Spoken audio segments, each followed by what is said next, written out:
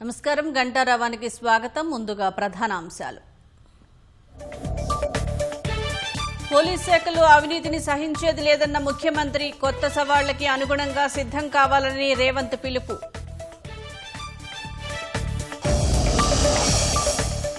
ఆహార పదార్థాల కల్తీ కట్టడికి ప్రత్యేక చట్టం తెస్తామన్న సీఎం. డ్రగ్స్ బాధితులకి ప్రత్యేక డి అడిక్షన్ సెంటర్ల ఏర్పాటుకు ఆదేశం.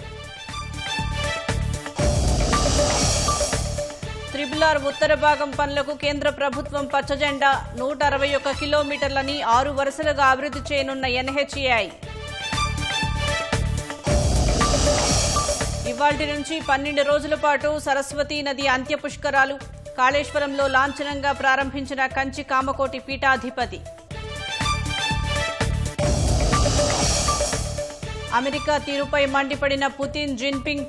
ఆటవిక న్యాయం అమలు చేస్తోందంటూ మండిపాటు.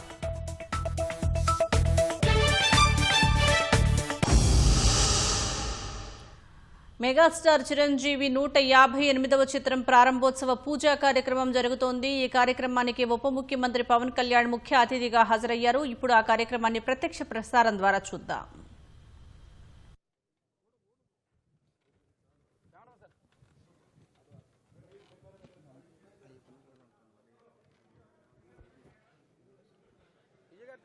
తీసుకుంటా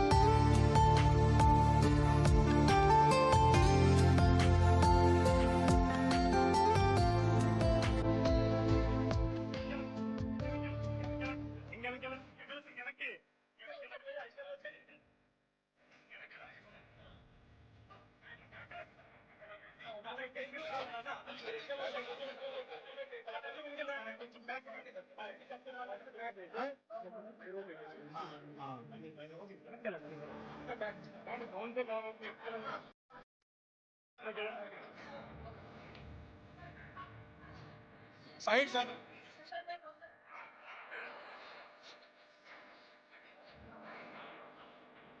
मेंशन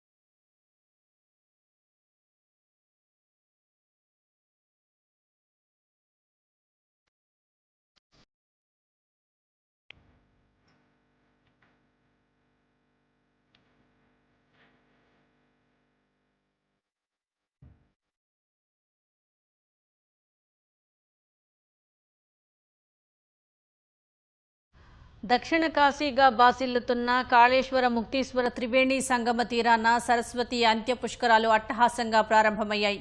తెల్లవారుజామున 5:43 అంత్య పుష్కరాల్ని కంచి కామకోటి పీఠాధిపతి శ్రీ విజయేంద్ర సరస్వతి మంత్రి శ్రీధర్ బాబు లాంఛనంగా ప్రారంభించారు. నేటి నుంచి 12 రోజుల పాటు నిర్వహించే సరస్వతి పుష్కర ఏర్పాట్లతో త్రివేణి సంగమం కాంతులీనుతోంది. పుష్కర స్నానం ఆచరించేందుకు వచ్చే భక్తులకు ఇబ్బంది లేకుండా చూడాలని అధికారులను ముఖ్యమంత్రి రేవంత్ రెడ్డి ఆదేశించారు. త్రివేణి సంగమ తీరమైన కాళేశ్వరం పుణ్యక్షేత్రంలో సరస్వతి అంత్యపుష్కరాలు అట్టహాసంగా ప్రారంభమయ్యాయి. గోదావరి, ప్రాణహిత, సరస్వతీ నదుల సంగమంలో నేటి నుంచి జూన్ 1 వరకు జరగనున్న అంత్యపుష్కరాలకు రాష్ట్ర ప్రభుత్వం విస్తృత ఏర్పాట్లు చేసింది. గతేడాది జరిగిన ఆది పుష్కరాల మాదిరిగానే అంత్యపుష్కరాలకి అన్ని రకాల ఏర్పాట్లు చేశారు. ఈ వేడుకలకు దాదాపు 30 లక్షల మంది వరకు హాజరవుతారని అంచనా వేసిన ప్రభుత్వం భక్తుల కోసం విస్తృత ఏర్పాట్లు చేసింది. భక్తులకు ఎక్కడా ఇబ్బంది లేకుండా దాదాపు 30.63 కోట్ల నిధులు కేటాయించి పనులు పూర్తి చేసింది.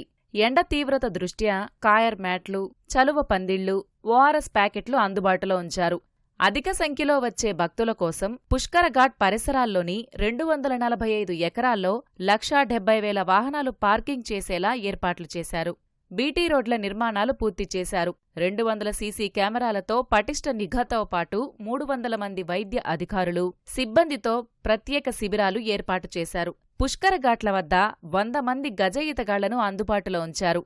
అత్యాధునిక సాంకేతిక పరిజ్ఞానంతో పుష్కర ఘాట్లు, టెంట్ సిటీలు, పార్కింగ్ ప్రాంతాల్లో నిరంతరాయంగా కరెంటు సరఫరా చేసేలా చర్యలు చేపట్టారు.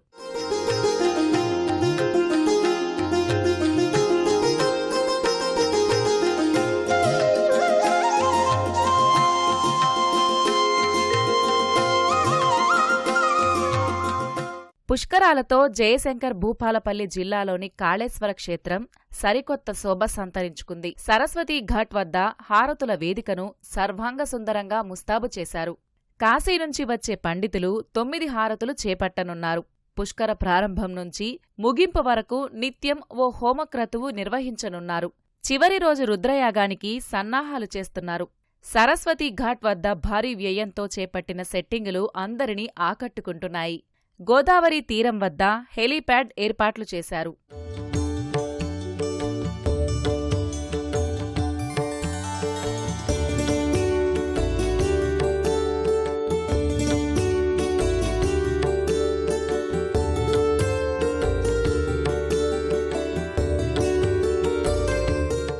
అంత్యపుష్కరాలను భక్తి శ్రద్ధలతో వైభవంగా జరుపుకోవాలని ముఖ్యమంత్రి రేవంత్ రెడ్డి ఆకాంక్షించారు.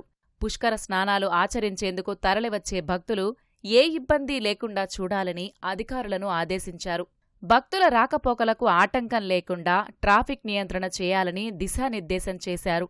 పుష్కర స్నానం ఆచరించడం ద్వారా తెలిసి తెలియక చేసిన పాపాలన్నీ నశించిపోయి అనంత పుణ్యం లభిస్తుందని పండితులు చెబుతున్నారు. రోజుకు ఒక పీఠాధిపతి ఈ కార్యక్రమంలో పాల్గొంటారని తెలిపారు.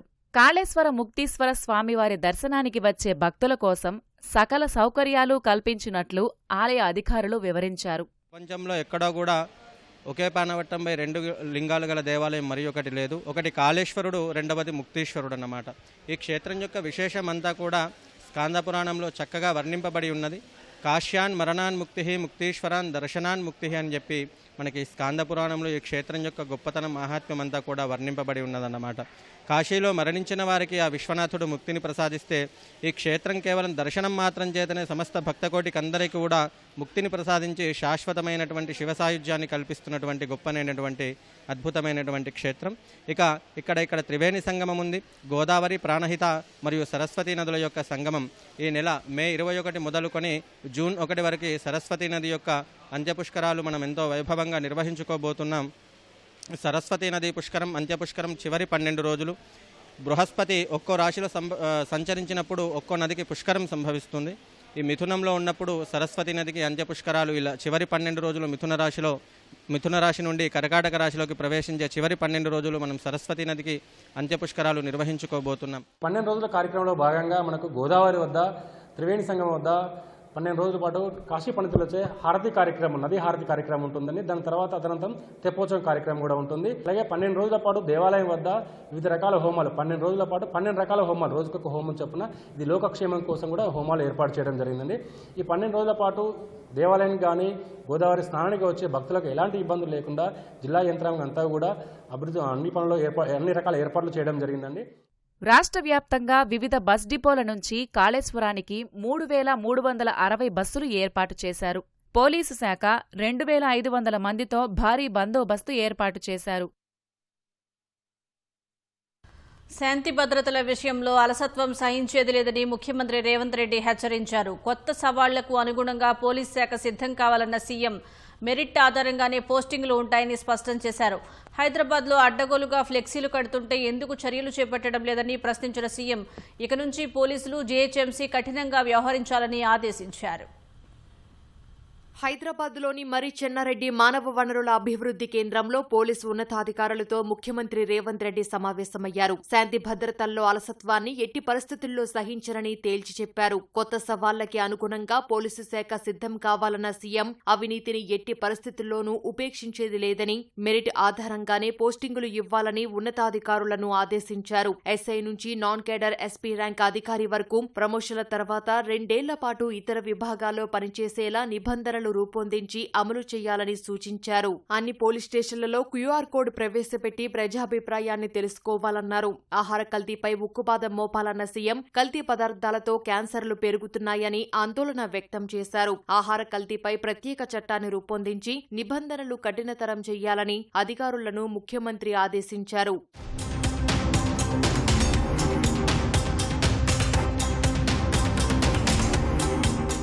ప్రభుత్వ ఆలోచనల్ని పంచుకోవాలన్న ఉద్దేశంతోనే ప్రత్యేక సమావేశాన్ని ఏర్పాటు చేసినట్లు పోలీసు ఉన్నతాధికారులకు ముఖ్యమంత్రి రేవంత్ రెడ్డి తెలిపారు. పోలీసు శాఖలో ప్రతి ఒక్క అధికారి వ్యవస్థకి లోబడి పనిచేయాలన్న సీఎం వ్యవస్థకు మించి వ్యవహరిస్తామంటే ఒప్పుకునేది లేదని ముఖ్యమంత్రి స్పష్టం చేశారు. శాంతి భద్రతల విషయంలో ప్రతి అధికారి బాధ్యతాయుతంగా వ్యవహరించాలని రేవంత్ తెలిపారు. క్రైమ్ రివ్యూలు తప్పనిసరిగా నిర్వహించాలని, ఎస్పీలు క్షేత్రస్థాయిలో పర్యటించాలని స్పష్టం చేశారు. జిల్లాల్లో ఏం జరుగుతుందో ఐజీ స్థాయి అధికారులు నిరంతరం పర్యవేక్షించాలని సూచించారు. పోలీస్ శాఖలో ఈవీ వాహనాలను ప్రవేశపెట్టాలని సీఎం రేవంత్ రెడ్డి సూచించారు. నైట్ పెట్రోలింగ్ బలోపేతం సహా రౌడీ షీట్లపై ఎప్పటికప్పుడు సమీక్షించాలని పేర్కొన్నారు. కాలం చెల్లిన ఆయుధాల్ని పక్కన పెట్టి ఆధునిక ఆయుధాలను సమకూర్చుకోవాలని అన్నారు. డ్రోన్ పోలీసింగ్ కు ప్రాధాన్యమివ్వడం సహా కమాండ్ కంట్రోల్ సెంటర్ ను సమర్థవంతంగా వినియోగించుకోవాలని పేర్కొన్నారు. సెలబ్రిటీలు, వీఐపీల కార్యక్రమాల సమయంలో తగిన జాగ్రత్తలు తీసుకోవాలని సూచించారు. డ్రగ్స్, గంజాయిపై కఠిన చర్యలు కొనసాగించాలని స్పష్టం చేశారు. డ్రగ్స్ బాధితుల కోసం ప్రత్యేక డీఅడిక్షన్ సెంటర్లు ఏర్పాటు చేయాలని సూచించారు. సైబర్ క్రైమ్ నియంత్రణపై అధ్యయనం చేసి సమగ్ర నివేదిక సిద్ధం చేయాలని అధికారులను ముఖ్యమంత్రి ఆదేశించారు.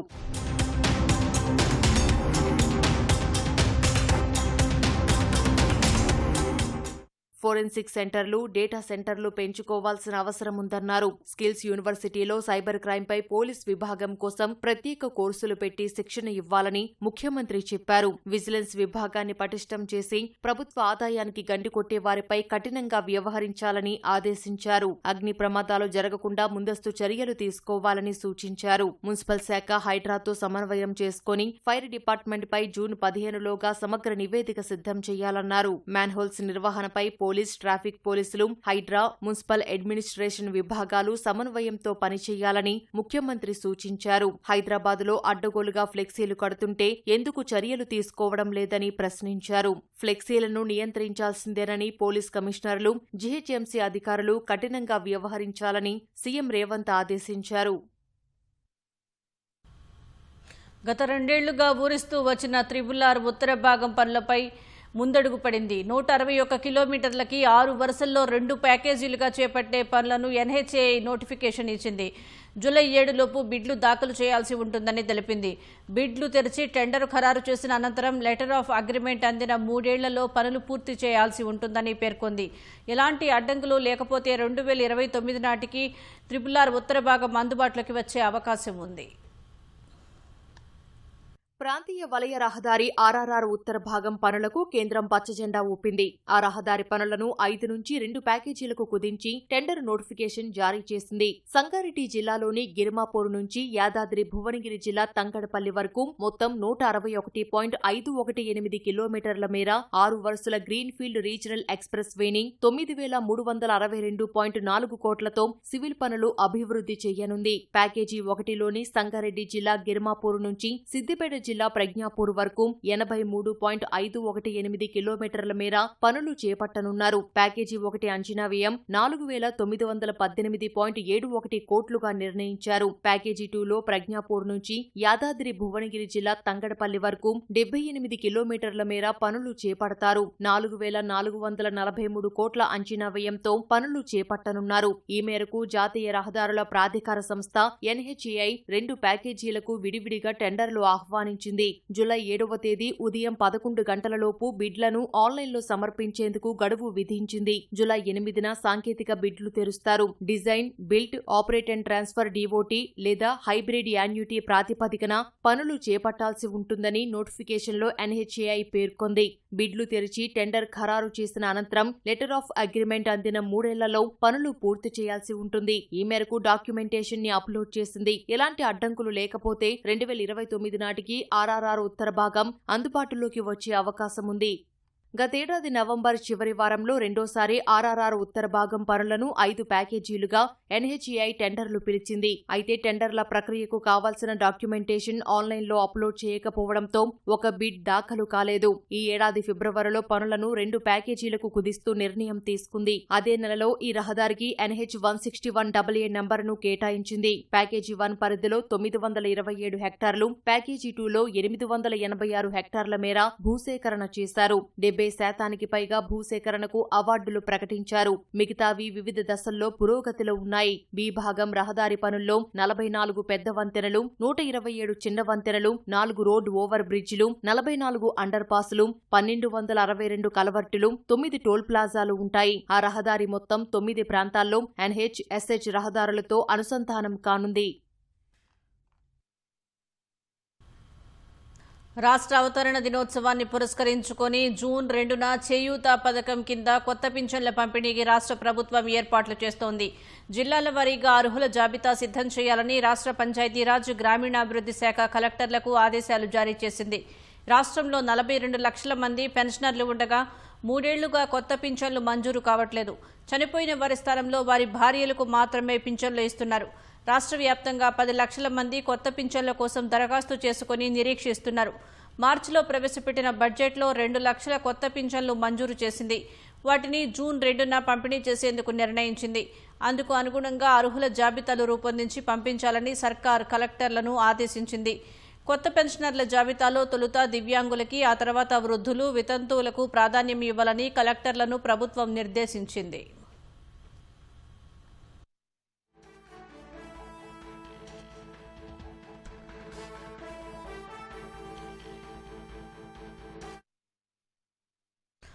అమెరికా ఆటవిక న్యాయంతో ప్రపంచంపై పట్టు కోసం యత్నిస్తుందని చైనా, రష్యా విమర్శించాయి. ఏ దేశ ఏకఛత్రాధిపత్యం తగదని, ప్రపంచం బహుధ్రువంగా ఉండాలని చైనా అధ్యక్షుడు షీ జిన్పింగ్, రష్యా అధినేత వ్లాదిమిర్ పుతిన్ పిలుపునిచ్చారు. ఈ మేరకు పుతిన్, జిన్పింగ్లిద్దరూ బహుధ్రువ ప్రపంచ ప్రకటనపై సంతకాలు చేశారు. అమెరికా గుత్తాధిపత్యాన్ని తిరస్కరించి దాని ఆధిపత్యానికి వ్యతిరేకంగా దీర్ఘకాలం పాటు కలిసి పనిచేయాలని ఇద్దరు నేతలు ఉద్ఘాటించారు. అమెరికా అధ్యక్షుడు డొనాల్డ్ ట్రంప్ చైనాలో పర్యటించిన 3 రోజులకే రష్యా అధినేత బీజింగ్ లో పర్యటించడం ఆసక్తిని రేకెత్తించింది. ఈ నెల 19న పుతిన్ చైనా చేరుకున్నారు. తొలుత రష్యా, చైనా అధ్యక్షులు ద్వైపాక్షిక చర్చలు జరిపారు. తర్వాత భౌగోళిక రాజకీయాలు, పశ్చిమాసియా సంక్షోభంపై సమాలోచనలు నిర్వహించారు. అనంతరం ఇరు దేశాలు సంయుక్త ప్రకటన విడుదల చేశాయి. ప్రపంచ వ్యవహారాలను ఒంటి చేత్తో శాసించాలని పలు దేశాలు ప్రయత్నిస్తున్నాయని చైనా, రష్యా విమర్శించాయి. వారి ఇష్టాయిష్టాలను ప్రపంచంపై రుద్దాలని చూస్తున్నాయి అని ఆగ్రహం వ్యక్తం చేశాయి. ఇతర దేశాల సార్వభౌమ అభివృద్ధికి అడ్డుపడాలని అనుకుంటున్నాయని ఆరోపించాయి. బాధ్యతాయుతమైన గొప్ప శక్తిగా పాశ్చాత్య దేశాలు వ్యవహరించడం లేదని, చరిత్రను తిరగతిప్పేలా ఏకపక్ష చర్యలకు ఒడిగడుతున్నాయని జిన్పింగ్ పేర్కొన్నారు. ఈ చర్యలు కలిగించిన నష్టం అపారమని, ప్రపంచాన్ని మళ్లీ ఆటవిక రాజ్యంలోకి తీసుకువెళ్లేలా ఉన్నాయని ఆరోపించారు. ఒకే చైనా అనే విధానానికి పుతిన్ మద్దతు ప్రకటించారు. తైవాన్ స్వతంత్రతను ఏ రూపంలోనూ అంగీకరించేది లేదని స్పష్టం చేశారు.